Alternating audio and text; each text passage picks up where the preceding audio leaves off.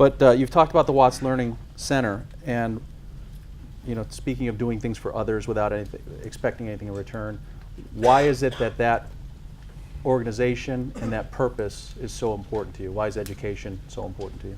That is, I mean, it all sounds so trite, but this guy who I met, I'll tell you a quick story. I met him, and I took a tour of the Watts Learning Center, and there were all these pictures of kids in Africa at orphanages.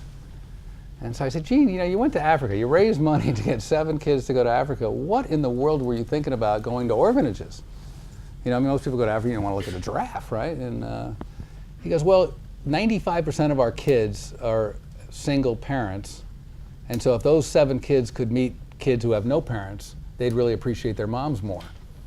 And I'm thinking, this guy has got it. He really gets how you create institutions and cultures, and I just knew I wanted to invest in him. He was really he and his wife, two of the most amazing people.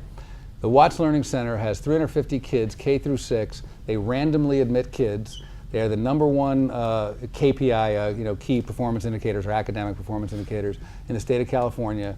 Kids from Watts, 95% single parent, or 92.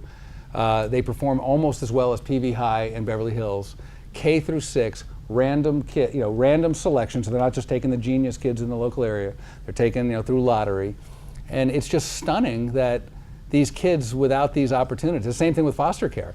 55% of the kids who go through the foster care program end up in drugs or prostitution or jail. So it's just this whole idea of you can create opportunity. I mean, as an entrepreneur, you can make a lot of money, you can have a great life, but you can create shit. You get to make jobs, you can make things happen. This guy, I mean, talk about changing lives. I mean, it's pretty inspiring. So you meet these people and it's just like, wow, this guy's like a saint. What's his name?